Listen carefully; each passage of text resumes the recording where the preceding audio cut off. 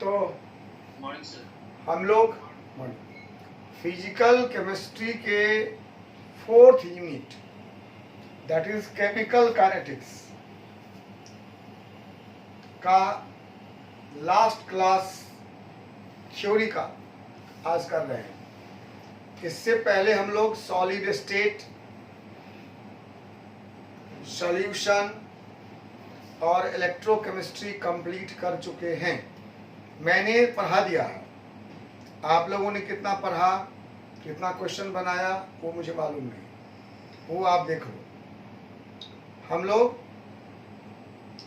4th lesson chemical kinetics को भी आज कंप्लीट करने जा रहे हैं और फिर आपका काम बच जाता है कि आप उसको घर पे कंप्लीट करिए और आपके मन में कुछ क्वेश्चन हो तो वो आप मेरे समक्ष लाइए, देखिए, ठीक है। न्यूमेरिकल्स बनाइए और जैसा मैंने कहा था कि पहले एनसीईआरटी के न्यूमेरिकल बनाओ, उसके बाद एमटीजी न्यूमेरिकल्स इन केमिस्ट्री से बना लो, एग्जाम्पलर केमिस्ट्री से बनाओ, और अगर तुम आईआईटी जेईई का तैयारी करते हो तो आईआईटी जेईई के प्रीवियस 5 to 6 ईयर से क्वेश्चंस बनाओ, ज़्यादा नहीं, क्योंकि बार बार क्वेश्चन पैटर्न में, एग्जाम पैटर्न में और सिलेबस में चेंज होता रहा है। जो 90 के सिलेबस में था, 2000 में था, वो अब नहीं है। और वही दिखाकर कोचिंग वाले आपको बत कहते हैं कि देखिए एनसीईआरटी से बाहर भी क्वेश्चन पूछता है। इसलिए आप स्टार्ट करो 2020 से और बैक 5-7 साल का क्वेश्चन बना लो। अगर बायोलॉजी लिए हो, नीट की तैयारी करते हो तो नीट का क्वेश्चन बना लो, वहाँ भी सेम बात है। Syllabus is regularly is being modified, तो पिछला क्या था वो नहीं।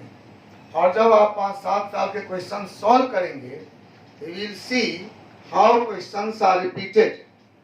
लोग कहते हैं कि आईआईटी में या नीट में क्वेश्चन रिपीट नहीं होता है, आप देखेंगे कैसे रिपीट होता है।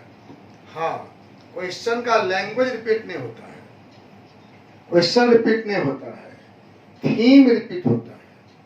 तो अगर थीम आप जानते हैं तो you can solve the problem very easily. इसलिए मैं बार बार कहता हूँ कि ज़्यादा नहीं पढ़ो, कम पढ़ो, कम को ज़्यादा बार पढ़कर कंसेप्ट डेवलप कर लो कि उस टॉपिक को किसी भी घुमा कर पूछे तो तुम उसका आंसर दे सको। और जो ये कर लेता है वही बच्चा है जो कम पढ़ता है और कंप्लीट करता है। और जो पूरा संसार पढ़ने जाता है वो पढ़ता ही रह जाता है, मगअप नहीं कर पाता है, कंसेप्ट नहीं ले पाता है। अब पता लगाइए कि जो टॉप करते हैं वो भी वो लोग हैं जो कम पढ़े होते हैं। हाँ, सही है, सुनने में आपको अजीब लगेगा, लेकिन सच्चाई यही है, जो कम पढ़ता है लेकिन कम को अच्छे ढंग से पढ़ता है वही रैंक लाता है। ठीक है, अभी चलते हैं। कोई क्वेश्चन है तो बता दीजिए फटाफट, नहीं तो हम लोग चलते हैं। आज अंतिम टॉपिक है theories of reaction rates. Theories of reaction rates,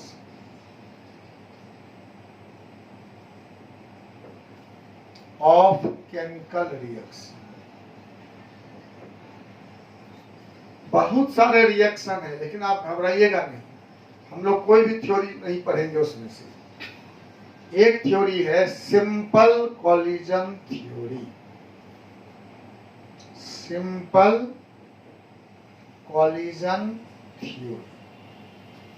ये है for mainly bimolecular reactions, bimolecular reactions. दूसरा है लिंडेमैन का। आपका वीडियो लंबा कैसे होगा, स्क्रीन पे फुल नहीं दिख रहा है।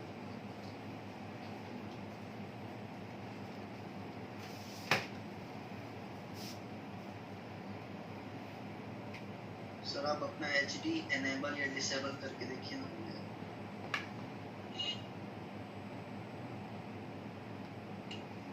और सर लैपटॉप के स्क्रीन को बोर्ड के थोड़ा नीचे पैरेलल कीजिए रखिए ना सर, पैरेलल। नीचे करिए नीचे। हुआ? और नीचे थोड़ा।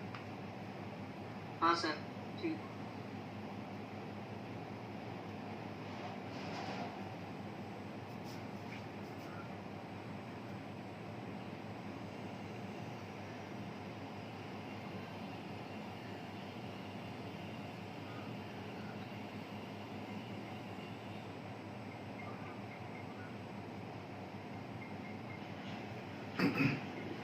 दूसरा है Lindemann's collision theory for unimolecular reaction.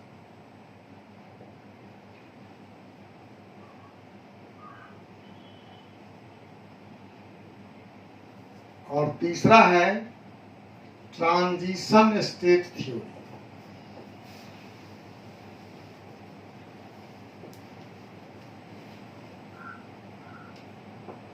या कहते हैं इसको एक्टिवेटेड कॉम्प्लेक्स थ्योरी।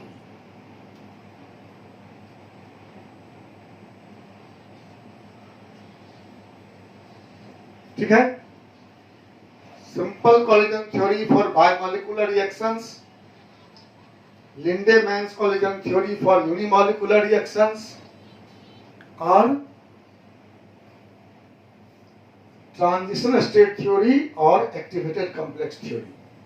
सच ये है कि हम इसमें से कोई भी थ्योरी नहीं पढ़ेंगे, हम सिर्फ जिस्ट पढ़ेंगे। इसका डिटेल है, सबका डेरिवेशन है, वो हम लोगों के सिलेबस की बात नहीं है। वो हम लोग जब अगर कोई केमिस्ट्री पढ़ने जाएंगे, BSc केमिस्ट्री करेंगे तो पढ़ेंगे। हम लोग सिर्फ इसका क्वालिटेटिव अप्रोच पढ़ेंगे, कंसेप्ट पढ़ेंगे, जो हम वैसे बता दिए हैं आपको डिफरेंट पॉइंट पर, उसको आज एक जगह इकट्ठा करेंगे। ठीक है। सिर्फ ये नाम आपको जानना था कि इतने तरह के थ्योरी हैं रिएक्शन रेट के मैकेनिज्म को एक्सप्लेन करने के। तो हम लोग सिंपल कोलिजन थ्योरी मान लीजिए पढ़ते हैं, उसी में सब कुछ देख लेंगे। एक्टिवेटेड कॉम्प्लेक्स थ्योरी क्या कहता है, लिंडेमैन का थ्योरी क्या कहता है। तो simple collision theory, simple collision theory of reaction rate, simple collision theory of reaction rate. ठीक है। Simple collision theory of reaction rate, ये थ्योरी का बेसिस है। इसका बेसिस है kinetic theory of gas.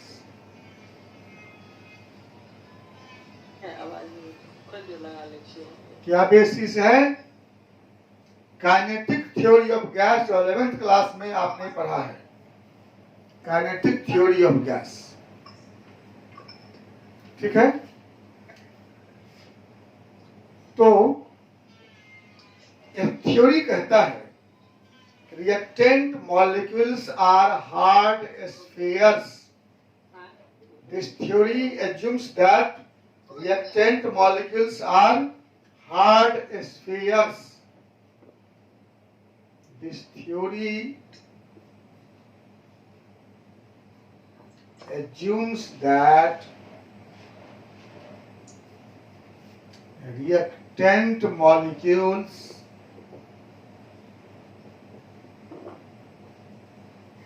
are hard spheres. Number 1, reactant molecule को hard sphere मानता है यह theory. Number 2, a chemical reaction takes place. A chemical reaction takes place when reactant molecules, ये जो हार्ड स्फीयर हैं, collides with each other, बताए थे हम आपको, collides with each other. जब रिएक्टेंट मॉलिक्यूल्स कोलाइड करते हैं तो रिएक्शन होता है। तो जाहिर सी बात है कि रेट ऑफ रिएक्शन कॉलिजन के नंबर पर डिपेंड करेगा। नहीं, अगर कॉलिजन से रिएक्शन होता है तो ज्यादा कॉलिजन होने से ज्यादा रिएक्शन होगा, कम कॉलिजन होने से कम रिएक्शन होगा। नहीं तो इसका मतलब rate of reaction depends on collision frequency. Therefore rate of reaction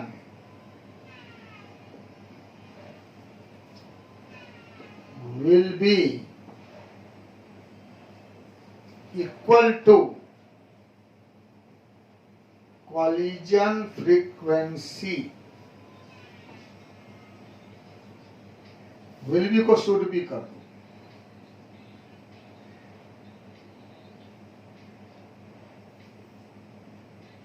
Rate of reaction should be equal to minus dr by dt equal to collision frequency, जिसको हम लोग Z कहते हैं। Z अगर A और B के बीच में रिएक्शन होता है तो ZAB। नहीं, रेट क्या है?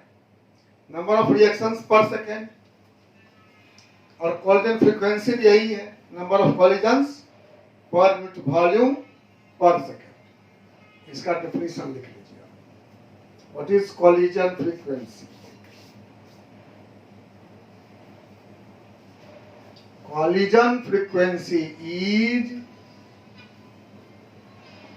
Number of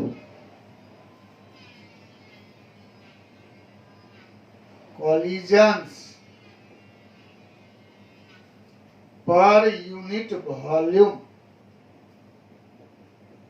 per unit volume of reaction mixture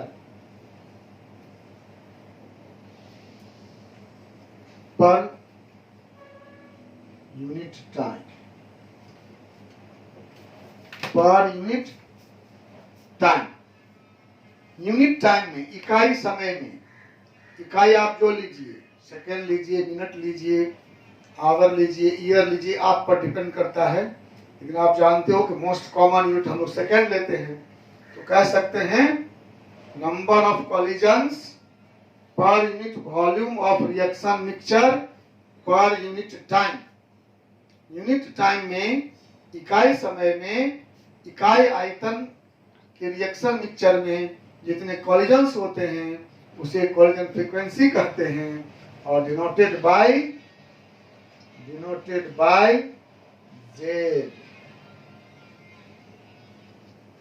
Z. इसलिए रेट ऑफ रिएक्शन जेड के बराबर होना चाहिए था। कब होता है ऐसा? जब हर कॉलिजन से रिएक्शन होता, रिएक्टेंट मॉलिक्यूल्स आते, कोलाइड करते, रिएक्शन हो जाता, तो जितने कॉलिजन होते उतने रिएक्शन होते। इकाई समय में जितने कॉलिजन होते, इकाई समय में उतने रिएक्शन होते, और उसी को हम रेट ऑफ रिएक्शन कहते हैं। लेकिन ऐसा नहीं होता है।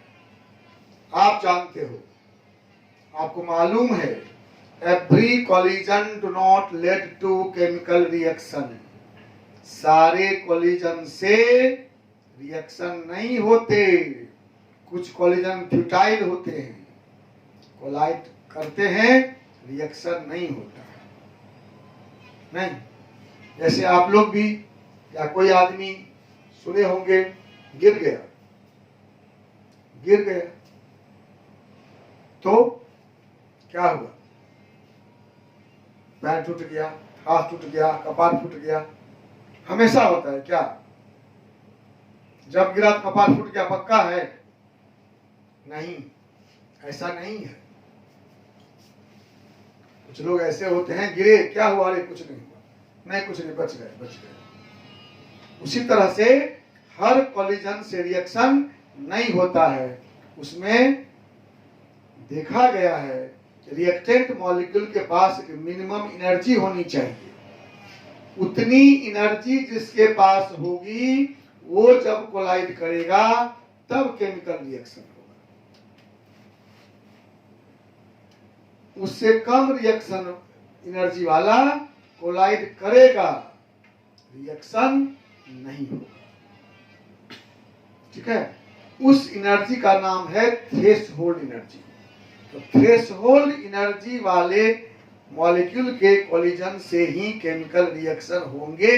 ये तीसरा पॉइंट है इस थ्योरी का, जिसकी चर्चा हम लोग पहले भी किए थे। ठीक है, तो अब आप लोग आर्हेनियस का इक्वेशन पढ़ चुके हैं। मैक्सवेल बोल्ट्जमैन ने बताया कितने फ्रैक्शन मॉलिक्यूल के पास कितनी एनर्जी होती है, तो हम लोग वो बोल्ट्जमैन फैक्टर इसमें अप्लाई कर देंगे।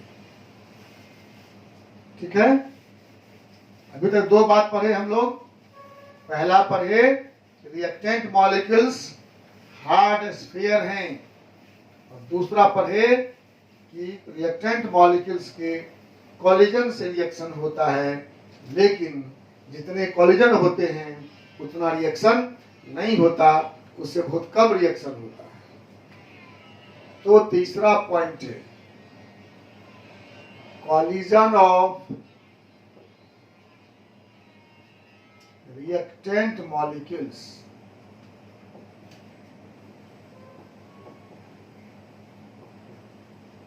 having a certain minimum energy. ये एनर्जी भी हर रिएक्टेंट का अलग अलग है। हैविंग सर्टेन मिनिमम एनर्जी, क्या नाम है इसका? Threshold energy.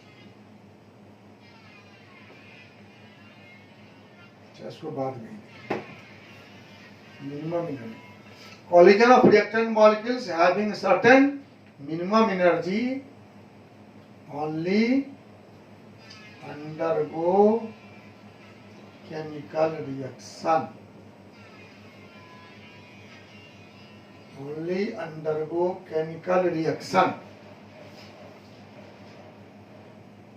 This energy is called threshold energy. इसका हम ग्राफ बनाकर दिखाए थे। Threshold energy ET, minimum energy.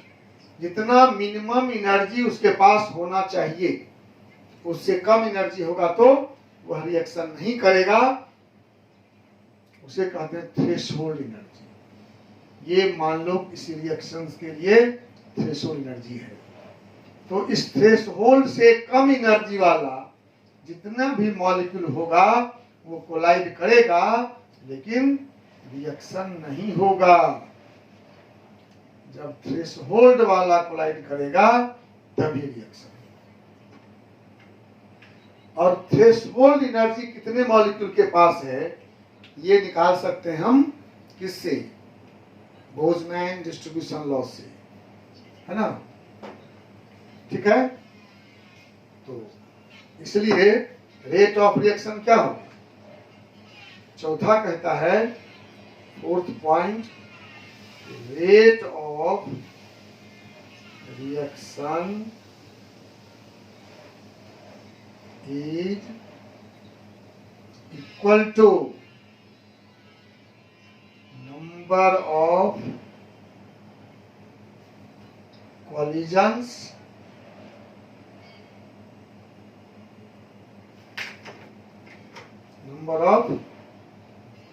collisions of active energetic molecules. energetic molecules. Energetic molecule means molecules having threshold energy ET. जिसके पास थ्रेशोल्ड एनर्जी है उसको हम लोग कहते हैं एनर्जेटिक मॉलिक्यूल, और उसी के कॉलिजन से रिएक्शन होगा, इसलिए रेट ऑफ रिएक्शन उसी पर डिपेंड करेगा। रेट में be written as dr/dt equal to ZAB into e पर पावर माइनस EA/RT, जहां ZAB क्या है? ZAB क्या है? Collision frequency, number of collisions per unit volume पर सेकेंड या पर यूनिट टाइम, और ई पर पावर माइनस EA/RT क्या है? Fraction of molecules having threshold. having threshold energy, या आप कह सकते हो having energy of activation।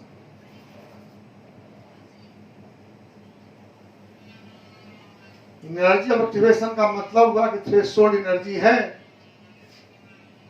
Energy of activation उसके पास है, तो इसका मतलब थ्रेशोल्ड एनर्जी से वो ऊपर है, इसका नाम है एनर्जी ऑफ एक्टिवेशन। ये जो गैप है ये है एनर्जी ऑफ एक्टिवेशन।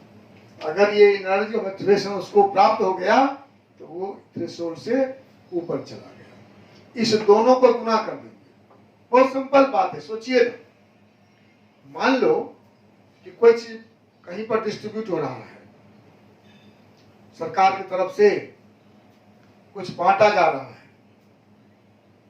तो फ्री में बांटा जा रहा है, जितने लोग जाएंगे उनको मिलेगा। मान लो 100 लोग पहुंच गए, उसके पास सामान कम है, तो कहता है कि आधे लोगों को देंगे, आधे लोगों, तो कितने को मिलेगा? 100 लोग गए, गुने आधा, तो 50 को मिलेगा। कहेंगे 10% को देंगे, तो 100 लोग गुने 1/10, 10 को मिलेगा। उसी तरह से इतने मॉलिक्यूल एक सेकेंड में, मान लो 100 मॉलिक्यूल कोलाइड करते हैं, और उसमें से 1/10 के पास थ्रेशोल्ड एनर्जी है, तो 100 मॉलिक्यूल को कोलाइड करना है, और 10% के पास थ्रेशोल्ड एनर्जी है, तो 100 into 1/10 that is 10 molecules reaction कर रहा है। इस फ्रैक्शन में होगा, फ्रैक्शन में n/n0 है ना, ये फ्रैक्शन में है, 1/2, 1/3, 1/4 कुछ ऐसा आएगा कि 20% मॉलिक्यूल्स हैव थ्रेशोल्ड एनर्जी, तो 20% मतलब 20/100, 1/5। अब समझे बात ना, ये हुए टोटल कितने कॉलिजन हुए इकाई समय में, और ये हुआ कितने फ्रैक्शन के पास थ्रेशोल्ड एनर्जी था। 1/2 के पास था, 1/3 के पास था, 1/5 के पास था। इस दोनों को मल्टीप्लाई कर देंगे तो आपको रेट ऑफ रिएक्शन निकल जाएगा। और ये फार्मूला सही भी है एटॉमिक स्पेसीज के रिएक्शन के लिए, सिंपल मॉलिक्यूल्स के रिएक्शन के लिए ये फार्मूला सही है, लेकिन कॉम्प्लेक्स मॉलिक्यूल के रिएक्शन के लिए ये सही नहीं है।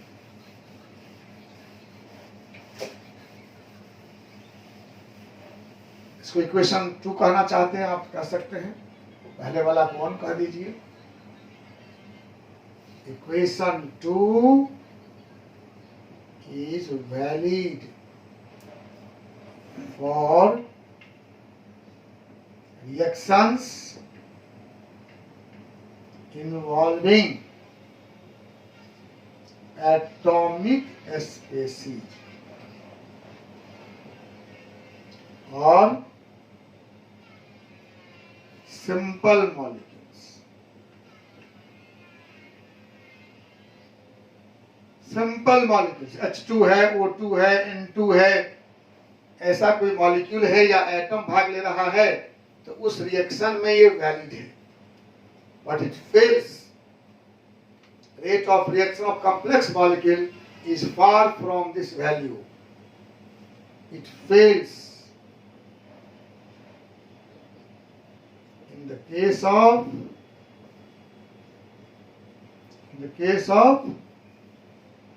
reactions involving complex molecules. Complex molecules में जो रेट निकालेंगे एक्सपेरिमेंट से वह इससे मेल नहीं खाता है। ठीक है, सिंपल मॉलिक्यूल में जो निकालेंगे हम एक्सपेरिमेंटल रेट वह इस फार्मूला के से निकले हुए रेट के ऑलमोस्ट इक्वल हो जाएगा, लेकिन कॉम्प्लेक्स रिएक्शन में ये फेल करेगा। क्या बात है उसमें? एक और फैक्टर है, ओरिएंटेशन फैक्टर। कॉलिजन इन प्रॉपर ओरिएंटेशन। अभी मैंने क्या कहा कि कोई गिरा लेकिन उसके पैर नहीं टूटे, हाथ नहीं टूटे, कपार नहीं फूटे। क्यों? क्योंकि उसको ठीक से गिरना नहीं आया। मेरे पास जब कोई आता है कि सर गिर गए, हम पूछते हैं क्या फूटा, कहता कुछ नहीं, तो नहीं बोलता, ठीक से गिरना भी नहीं आया। रे ठीक से गिरेगा प्रॉपर ओरिएंटेशन में तो कपार फूटेगा, हाथ टूटेगा, पैर टूटेगा, निश्चित है। तो उसी तरह से ये मॉलिक्यूल प्रॉपरली अगर कोलाइड करेंगे प्रॉपर डायरेक्शन में तो रिएक्शन होगा। सिर्फ कोलिजन से नहीं होगा, सिर्फ एनर्जी के साथ कोलाइड करने से भी नहीं होगा।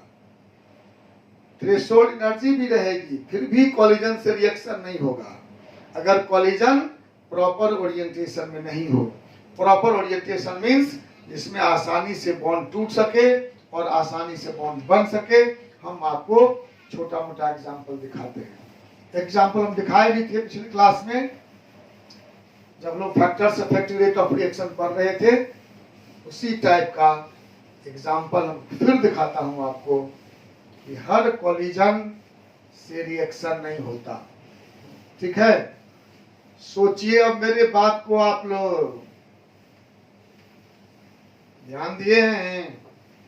क्या मैसेज है इस थ्योरी में कि जितने बच्चे एग्जाम में बैठेंगे सभी कंपटीशन कंपीट नहीं करेंगे। कौन कंपीट करेगा? बोलो, कौन कंपीट करेगा?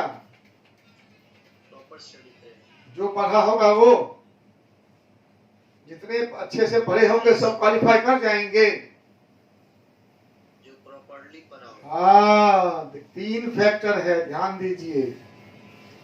3 फैक्टर हैं। सारे कोलिजन रिएक्शन नहीं करते, उसके लिए मिनिमम अमाउंट में पढ़ाई होना चाहिए और वो पढ़ाई प्रॉपर डायरेक्शन में होना चाहिए। सिर्फ परीक्षा देने से भी नहीं होगा, सिर्फ पढ़ाई से भी नहीं होगा। ऐसे एग्जाम्पल जिंदगी में आपको बहुत सारे मिल जाएंगे और आप इस बात को ध्यान रखिए, ये सब यूनिवर्सल ट्रुथ है और आपकी पढ़ाई में भी है और ये सत्यापित है, मेरा कोई थ्योरी नहीं है। मेरे बहुत सारे बच्चे, मेरे अपने बच्चे भी इसी रास्ते से सफल हुए हैं। कम पढ़े हैं, अच्छा से पढ़े हैं और अभी दुनिया में मेरे सारे बच्चे बहुत आगे चले गए। यही बात हम आपको भी सिखाते हैं कि बहुत पढ़ने से कुछ कर जाओगे जरूरी नहीं है, लेकिन प्रॉपर वे में पढ़ना है, जितना पढ़ना है। और वो मैं बताता हूं। तो तीसरा पॉइंट क्या है? collisions of reactant molecules having threshold energy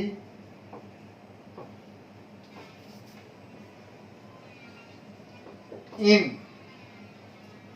proper orientation। Proper orientation, ये बहुत इंपॉर्टेंट बात है। only led to chemical reaction. समझे? पहला बोला कि कॉलिजन से रिएक्शन होगा, देखा कि उसके बराबर रेट नहीं है, तो बोला जिसके पास थ्रेशोल्ड एनर्जी होगा उससे रिएक्शन होगा। तीसरा है कि collision of reactant molecules having threshold energy in proper orientation only lead to chemical reaction. और जैसे आप एक सिंपल एग्जांपल मान लो, H2 को I2 से रिएक्शन करना है, HI बनना है, तो ऐसे कॉलिजन अगर हुआ, ये बॉन्ड यहां से टूटा, ये बॉन्ड यहां से बना और ये H और I में बॉन्ड बन गया, 2 HI बन गए। ठीक है, उसी तरह हम दिखाते हैं आपको CH3Br का OH माइनस से कॉलिजन होगा, CH3OH बनना है प्लस Br माइनस बनना है। अगर ऐसा कॉलिजन हुआ तो रिएक्शन नहीं होगा। हाँ, और अगर ऐसा कॉलिजन हुआ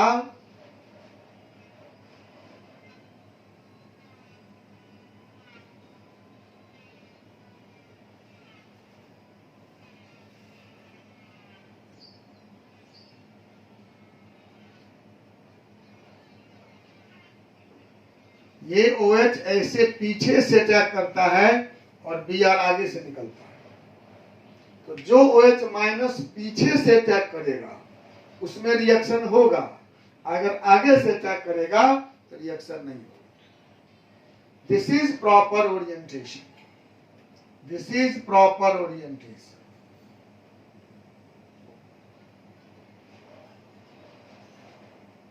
एंड दिस इज इम्प्रॉपर, ये इम्प्रॉपर ओरिएंटेशन है, इसमें रिएक्शन नहीं होगा, इसमें रिएक्शन होगा।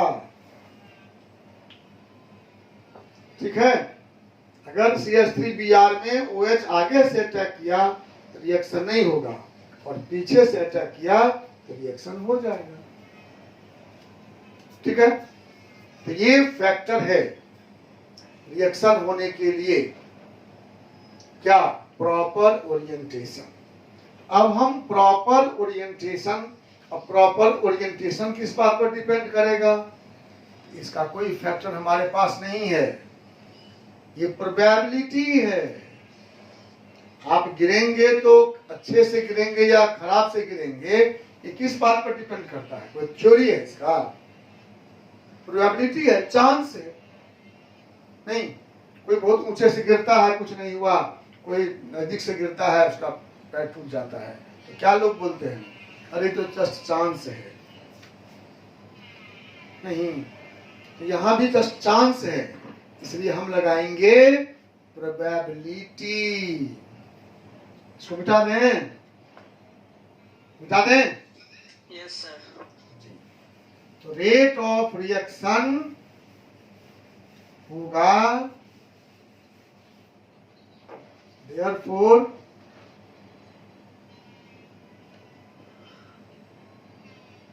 rate of reaction minus dr by dt equal to P into ZAB into e पर power minus e by RT। ये P है probability, probability of collisions of active molecules, मतलब energetic molecules in proper orientation। Active molecule का proper orientation में collision की probability है P।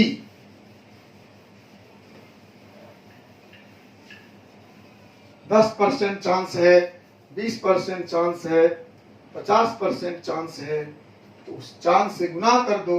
अब ये हो गया तुम्हारा रेट ऑफ रिएक्शन। ठीक है? तो 3 फैक्टर हो गया, collision frequency, number of collisions per unit volume per unit time, multiplied by fraction of molecules having energy of activation multiplied by fraction of molecules colliding in proper orientation। जो inactive molecule है, इसके पास energy नहीं है, कुछ कोई बात ही नहीं है, एनर्जी वाला जो कोलाइड कर रहा है उसमें कितने फ्रैक्शन के पास प्रॉपर ओरिएंटेशन है, उससे गुना कर देंगे। तो मान लो 100 कॉलिजन हुआ, 100 कॉलिजन हुआ पर सेकेंड, इसमें से 50% मॉलिक्यूल के पास एक्टिव एनर्जी ऑफ एक्टिवेशन है, तो आधा हो गया, तो 50 हुआ एक्टिव कॉलिजन, 50 हुआ एक्टिव कॉलिजन। एक्टिव मतलब कॉलिजन ऑफ एनर्जेटिक मॉलिक्यूल्स, और इसमें मान लो 10%, 1/10 है प्रॉपर ओरिएंटेशन, तो रिएक्शन कितना होगा? 5 नहीं, 100 टोटल कॉलिजन हो रहा था एक सेकंड में, जिसमें 50% के पास ही एनर्जी ऑफ एक्टिवेशन था, तो 50 हुआ एक्टिव कॉलिजन। उस 50 एक्टिव कॉलिजन में 10% हो रहा है प्रॉपर कॉलिजन, प्रॉपर ओरिएंटेशन में, तो 50 का 10% 5, तो रिएक्शन रेट हो गया 5 पर सेकेंड। अब बात समझ गए तीनों, जितने कॉलिजन हुए कॉलिजन फ्रीक्वेंसी, उसमें से कितने परसेंट के पास एनर्जी ऑफ एक्टिवेशन है, और उसमें से कितने फ्रैक्शन का कॉलिजन प्रॉपर डायरेक्शन में हो रहा है, तीनों मिलाकर रेट ऑफ रिएक्शन डिसाइड होगा। कोई दिक्कत? कंसेप्ट क्लियर हो गया? रेट ऑफ रिएक्शन 3 बात पर डिपेंड किया, कॉलिजन फ्रीक्वेंसी, थ्रेशोल्ड एनर्जी और प्रॉपर कॉलिजन इन प्रॉपर ओरिएंटेशन। अब देखिए 2 बात और हम लोग देखेंगे और ये थ्योरी समाप्त।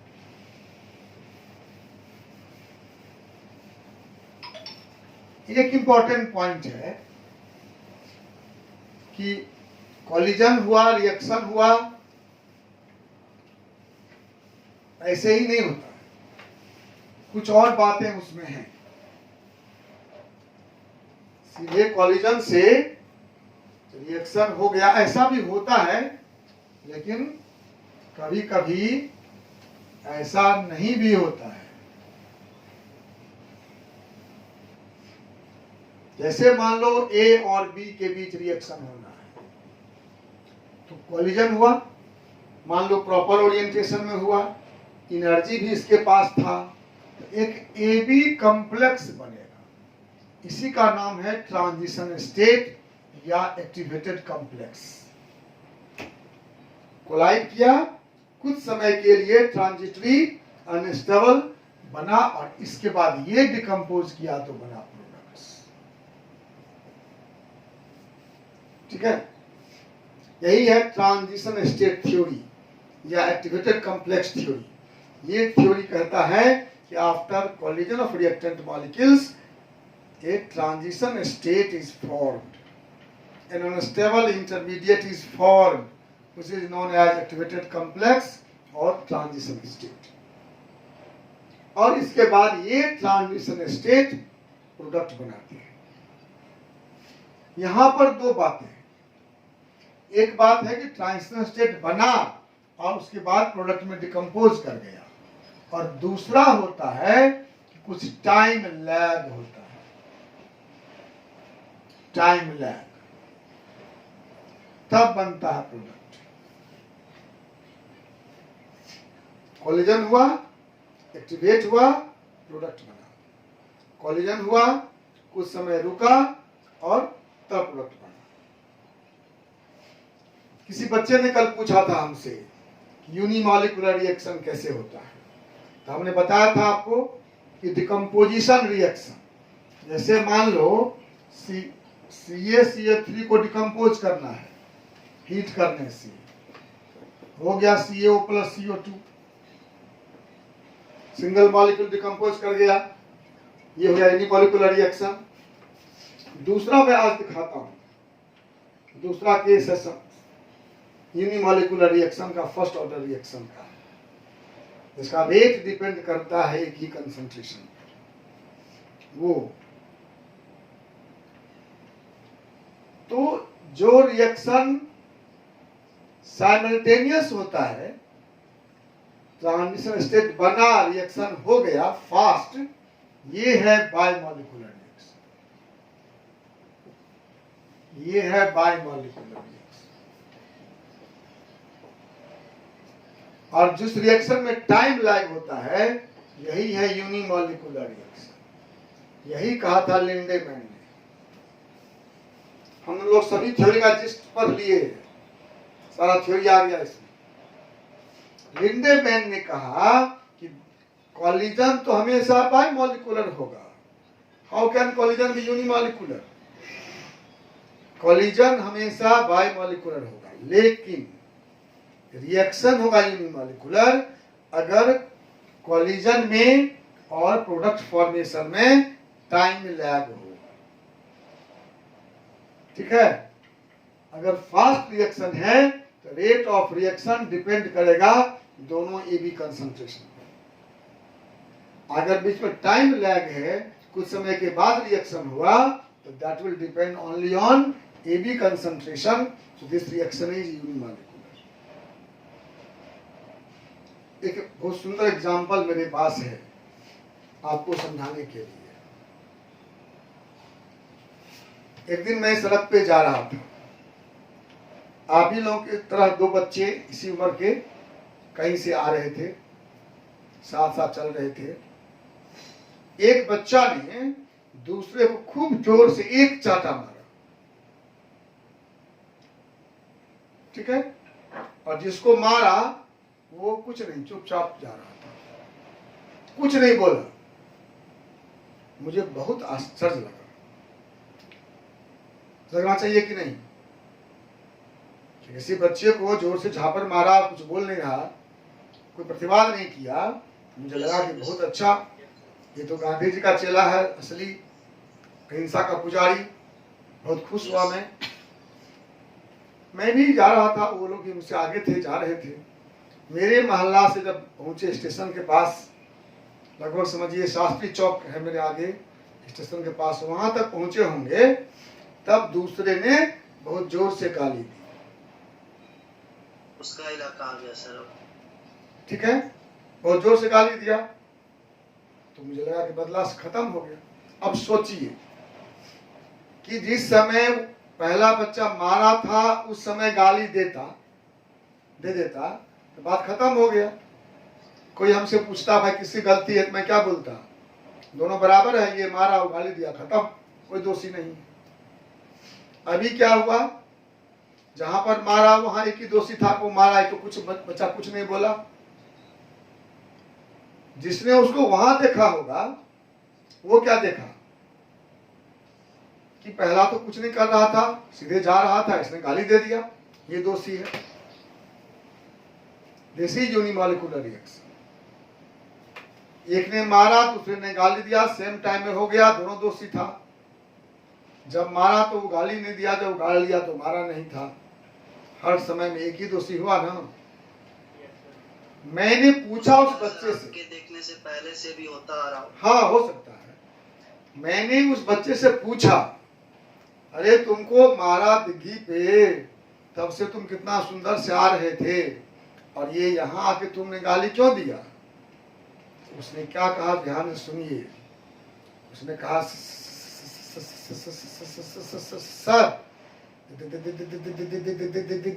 ये तो वही थे, निकला यहाँ पर। आई बात समझ में? जहां मारा वही गाली दिया था, लेकिन वो गाली उसका निकला स्टेशन के पास जाके। तो ये हो गया unimolecular reaction. This is the case.